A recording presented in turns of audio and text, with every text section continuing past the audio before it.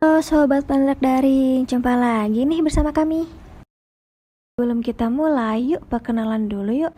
Perkenalkan, kami dari kelompok 8. Pada kesempatan kali ini, kami ingin membahas mengenai uji hipotesis perbedaan proporsi.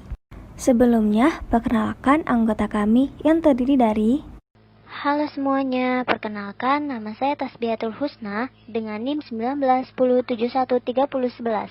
saya Sarah Arafia Jeda dengan NIM 1910713094. Saya Kila Tasya dengan NIM 19107 13130. Oke, kalau begitu, yuk langsung aja kita mulai ya. Pada kesempatan kali ini, materi pertama yang kita akan bahas adalah konsep uji hipotesis perbedaan proporsi.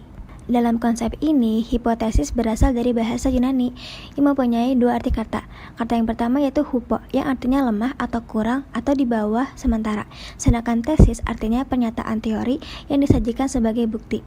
Jadi dapat disimpulkan bahwa hipotesis merupakan pernyataan atau dugaan mengenai keadaan populasi yang sifatnya masih sementara atau lemah kebenarannya. Sedangkan uji proporsi suatu pecahan rasio yang menunjukkan suatu bagian atau sampel yang mempunyai sifat luas. Pada konsep ini terdapat dua perbedaan uji hipotesis perbedaan proporsi. Yang pertama itu ada uji hipotesis perbandingan satu proporsi. Untuk menguji hipotesis 0 pada proporsi populasi, maka dengan menggunakan hampiran normal dengan perbandingan satu arah, maka langkah yang dilakukan dalam pengujiannya itu yang pertama, menentukan H0 sama dengan P0, lalu yang kedua menentukan HI sama dengan P lebih kecil dari P0 atau P lebih besar dari P0, lalu yang ketiga menentukan alfa signitif, yang keempat menentukan daerah kritis, di mana Z lebih kecil dibanding min Z alfa bila hipotesis alternatifnya itu P lebih kecil dari P0, sedangkan Z lebih besar dari Z alfa bila hipotesis alternatifnya itu P lebih besar dari P0. Lalu yang kelima menghitung dengan rumus yang sudah ditentukan. Dan yang terakhir menentukan simpulan, di mana tolak H0 jika Z dalam wilayah kritik dan diterima H0 bila Z jauh dalam wilayah penerima. Di mana kita bisa melihat dari hasil penelitian yang sudah dilakukan dinyatakan bahwa 40% murid SD di suatu daerah menderita kecacingan. Pernyataan tersebut akan diuji dengan derajat kemaknaan 5%. Untuk itu diambil sampel sebanyak 250 murid SD dan dilakukan pemeriksaan tinja dan diperoleh 39% diantaranya yang terinfeksi cacing.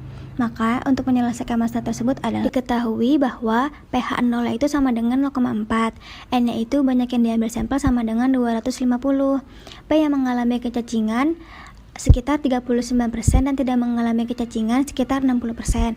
Untuk alfanya itu sama dengan 0,05 dan Z alfanya sama dengan 1,96.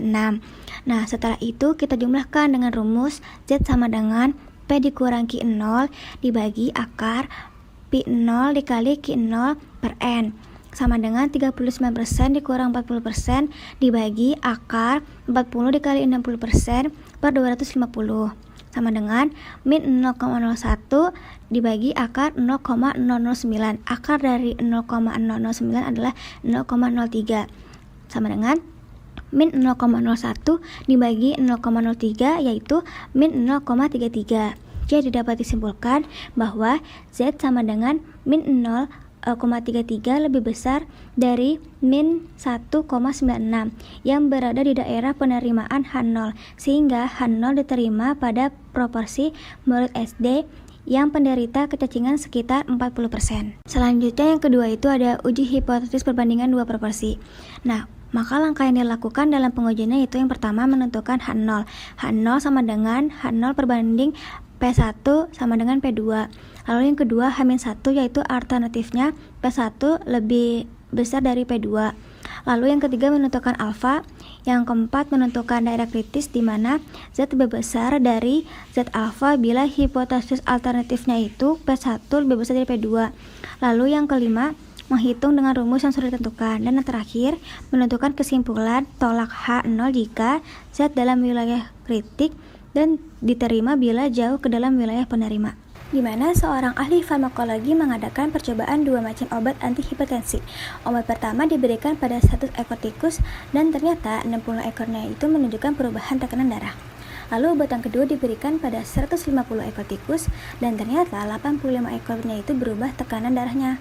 Pengujiannya itu dilakukan dengan derajat kemaknaan 5%. Sebelum kita membahas lebih lanjut, kalian tahu nggak sih apa itu uji chi-square dan Fisher-Isaac test? Selanjutnya, saya akan menjelaskan pengertian dari uji chi-square dan Fisher-Isaac test. Yang pertama, chi-square atau chi kuadrat. Chi-square atau chi kuadrat adalah sebuah uji hipotesis tentang perbandingan antara frekuensi observasi dengan frekuensi harapan yang didasarkan oleh hipotesis tertentu pada setiap kasus atau data yang diambil untuk diamati. Uji ini sangat bermanfaat dalam melakukan analisis statistik jika kita tidak memiliki informasi tentang populasi atau jika asumsi yang dipersyaratkan untuk penggunaan statistik parametrik tidak terpenuhi. Nah, chi kuadrat biasanya di dalam frekuensi observasi berlambangkan dengan frekuensi harapan yang didasarkan oleh hipotesis yang hanya tergantung pada suatu parameter yaitu derajat kebebasan atau DF. Dalam uji square terdapat tipe-tipe uji chi-square. Yang pertama yaitu ada uji independensi, di mana uji statistik tersebut digunakan untuk mengetahui perbedaan rata-rata dua populasi atau kelompok yang independen atau bebas. Lalu yang kedua itu ada uji homogenetis, merupakan uji statistik yang digunakan untuk memperlihatkan bahwa dua atau lebih kelompok data sampel berasal dari populasi yang memiliki varian yang sama, di mana uji homogenetis ini bertujuan untuk mencari tahu apakah dari beberapa kelompok data peneliti memiliki varian yang sama atau tidak. Selanjutnya ada uji Godness of Fit. Uji Godness of Fit atau disebut juga sebagai uji kecocokan. Godness of Fit test akan membandingkan dua distribusi data, yakni yang teoritis atau frekuensi harapan dan yang sesuai kenyataan atau frekuensi observasi. Uji ini hampir sama dengan binomial, hanya jika pada binomial ada dua kemungkinan jawaban, sedangkan pada uji Godness of Fit memungkinkan lebih dari dua jawaban. Uji Godness of Fit test pada prinsipnya bertujuan untuk mengetahui apakah sebuah distribusi data dari sampel mengikuti sebuah distribusi teoritis tertentu ataukah tidak. Yang kedua, pengertian dari uji Fisher-Isaac test. Uji Fisher merupakan uji yang digunakan untuk melakukan analisis pada dua sampel independen yang jumlah sampelnya relatif kecil atau biasanya kurang dari 20 dengan skala data nominal atau ordinal. Kemudian data diklasifikasikan ke dalam dua kelompok yang saling bebas sehingga akan terbentuk tabel kontingensi 2x2. Nah, berikut adalah tabel kontingensi 2x2 yang dimana terdapat variabel positif negatif, grup 1 dan 2, kemudian ada combine. Grup 1 dan 2 adalah sembarang kelompok, tanda positif dan negatif adalah sembarang dua klasifikasi seperti di atas dan di bawah median, lulus dan gagal, setuju dan tidak setuju, dan seterusnya. Untuk A, B, C, dan D menyatakan frekuensi. Uji ini biasanya digunakan untuk menentukan apakah kelompok 1 dan 2 berbeda secara signifikan dalam proporsi positif dan negatif yang dikenakan atas kelompok itu dan bisa juga untuk menentukan mana yang lebih besar proporsinya. Selanjutnya yang ketiga, syarat uji chi-square dan uji Fisher-Isaac.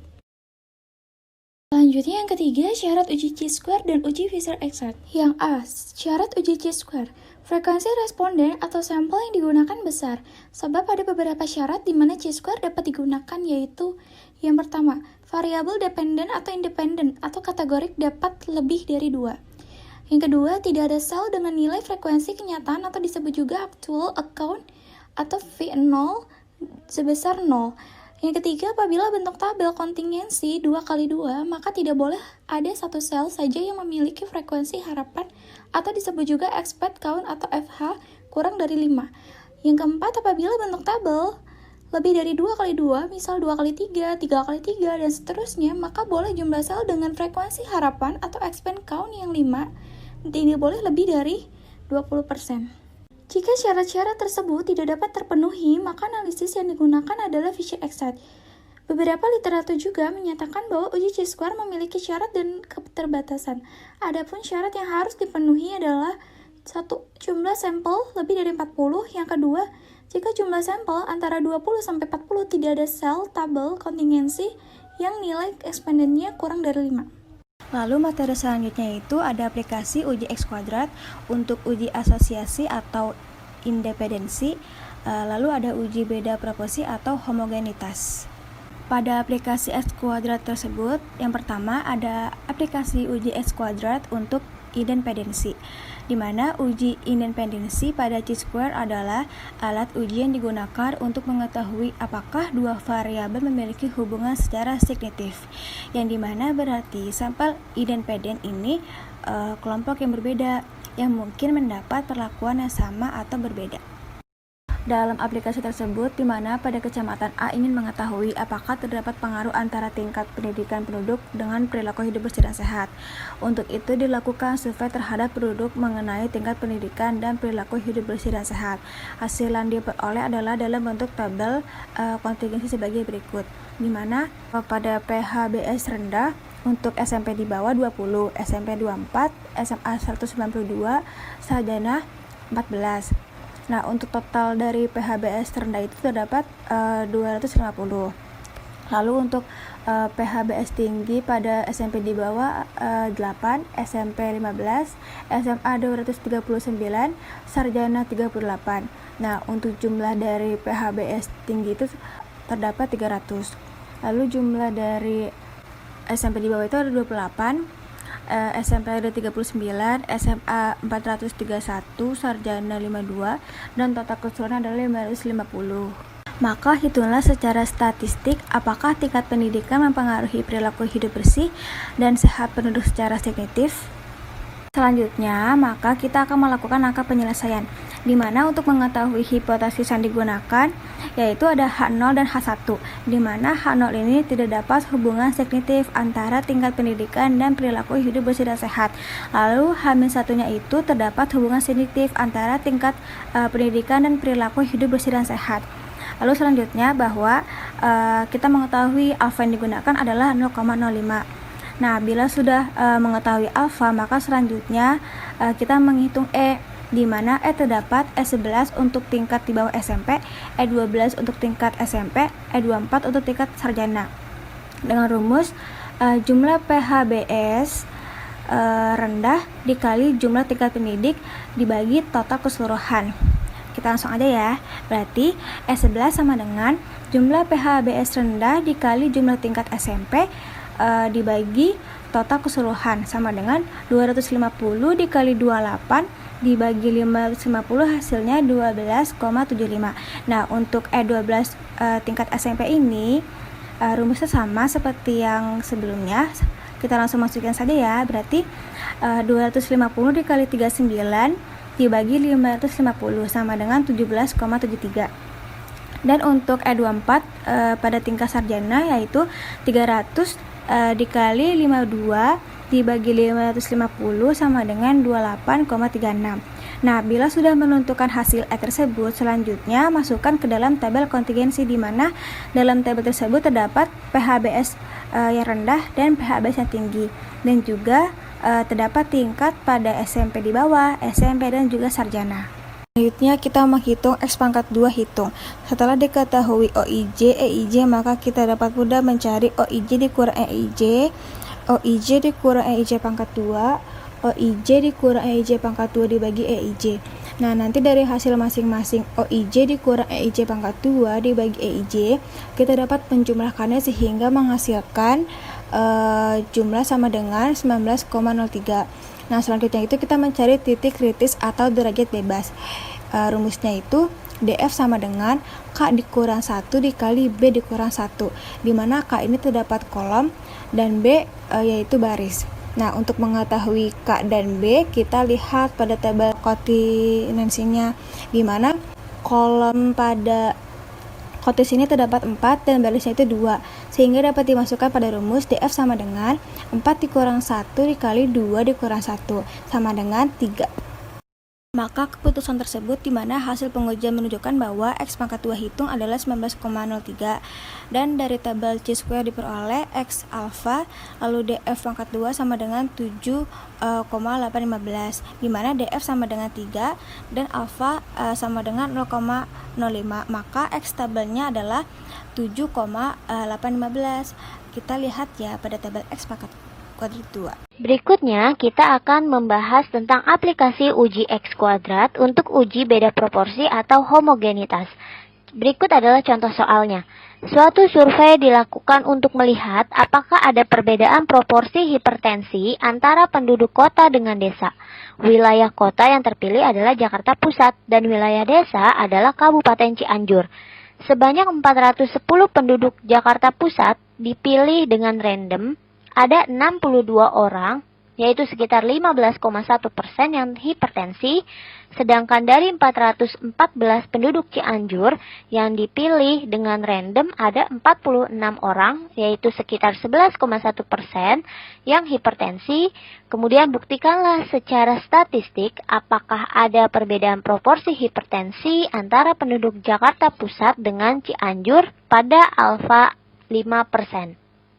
Setelah kita mengetahui banyaknya penduduk yang hipertensi dan normal pada lokasi Jakarta Pusat dan Cianjur, maka kita dapat membuat tabel kontingensi. Setelah kita membuat tabel kontingensi, maka perlu juga kita memperhatikan langkah-langkah dalam pembahasan soal ini. Yang pertama, tentukan H0 dan HA-nya. Di mana H0 yaitu hipertensi di Jakarta Pusat sama dengan di Cianjur. Sedangkan HA-nya yaitu hipertensi di Jakarta Pusat tidak sama dengan di Cianjur. Nah, di soal sudah diketahui bahwa tingkat kemaknaan atau alfa yaitu 5% atau sama dengan 0,05. Yang ketiga yaitu kita mengetahui uji statistik apa yang akan kita gunakan. Pada pembahasan kali ini kita menggunakan uji chi-square, yaitu dengan rumus X kuadrat sama dengan sigma O min E kuadrat dibagi E.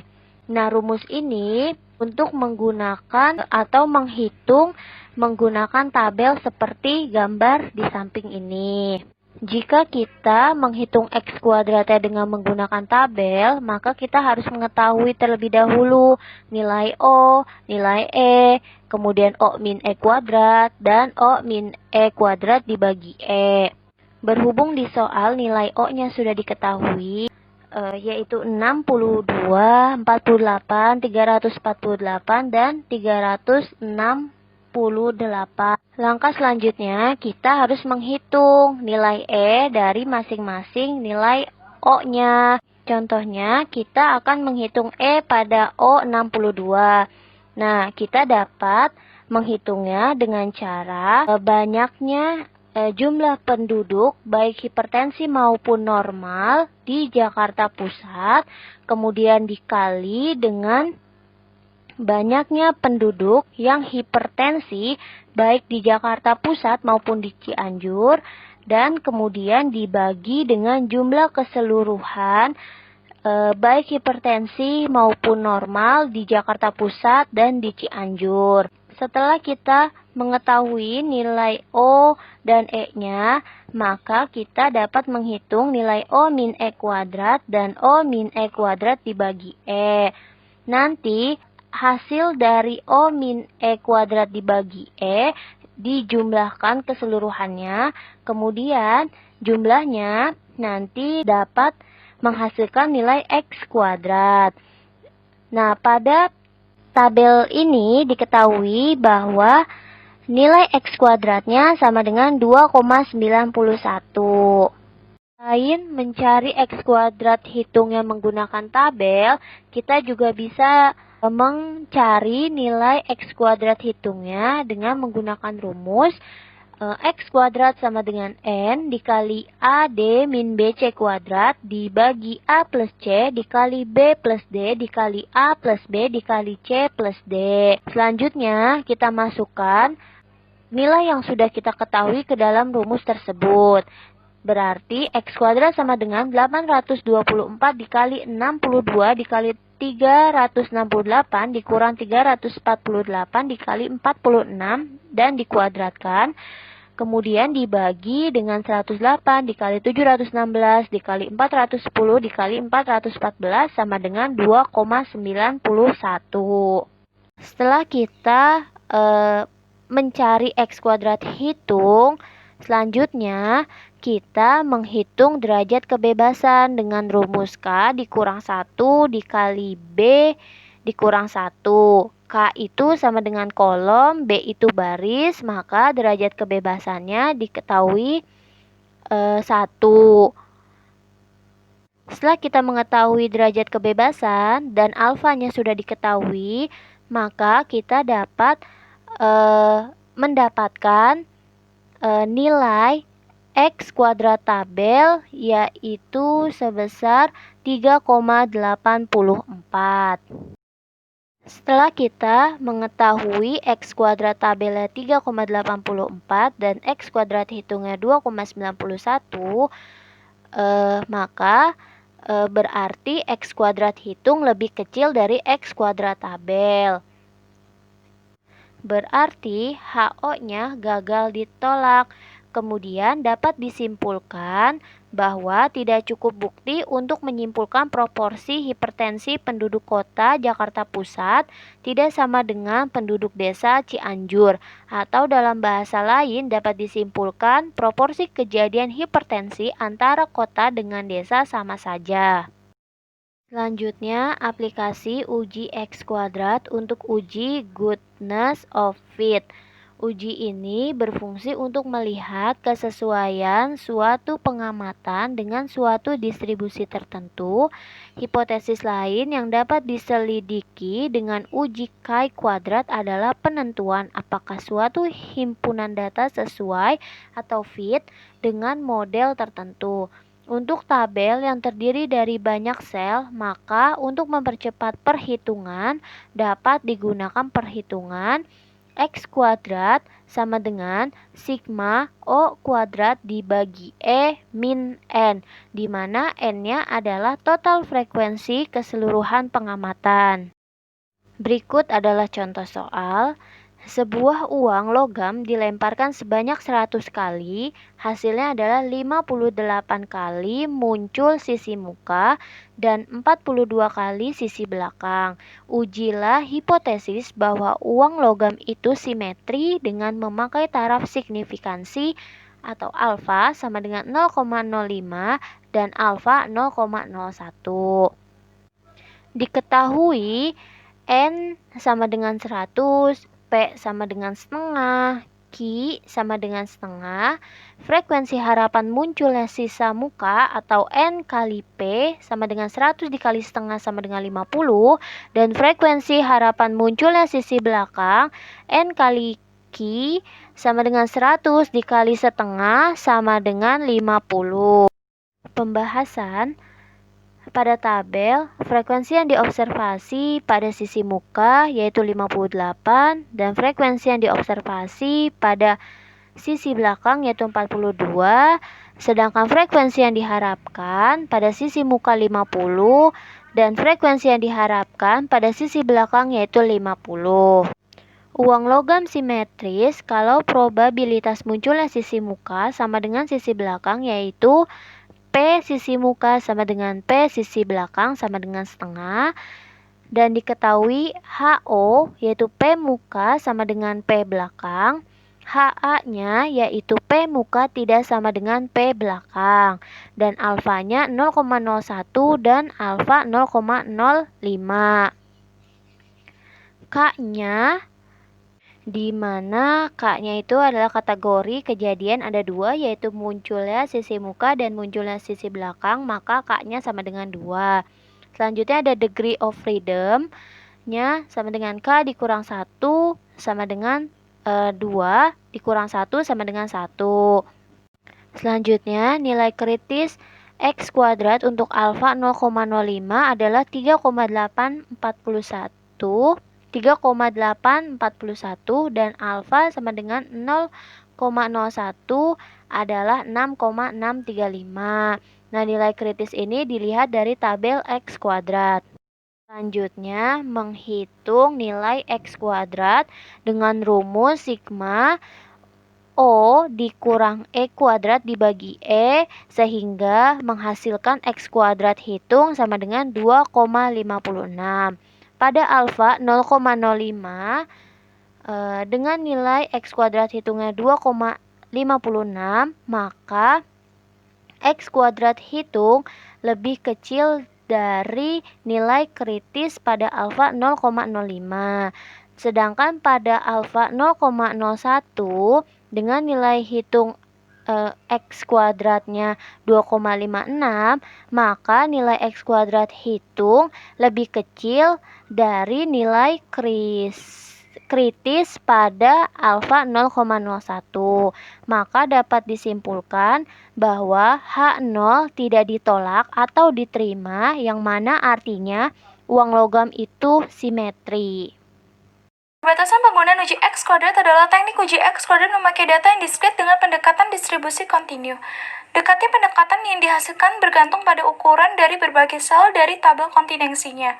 Untuk menjamin pendekatan yang memadai digunakan aturan dasar. Frekuensi harapan tidak boleh terlalu kecil secara umum dengan ketentuan. Yang pertama, tidak boleh ada nilai expectnya lebih kecil dari 1.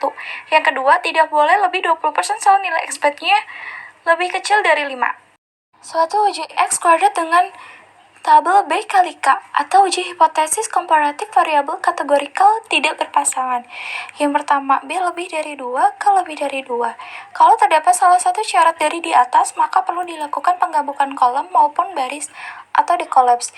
Yang kedua, jika sudah digabung tapi ternyata masih ada pelanggaran dari persyaratan validitas uji ini dan tabel sudah menjadi 2x2, maka uji yang digunakan adalah uji Fisher-Exart. Uji Fisher-Exart untuk tabel 2x2, uji Q kuadrat merupakan uji pendekatan atau bukan eksak. Untuk uji eksak dikemukakan oleh Fisher, didasarkan atas sampling tanpa pengembalian dari distribusi hipergeometrik H0 benar atau kedua pengamatan independen. Pulang komposisi pengamatan seperti tabel berikut dengan asumsi jumlah margin tetap. P-value merupakan jumlah semua nilai probabilitas P N11 yang mendukung H1. Selanjutnya, H0 ditolak jika p-value lebih kecil dari alfa. Sekian dari kelompok kami, mohon maaf bila terdapat kesalahan dalam menyampaikan penjelasan. Terima kasih.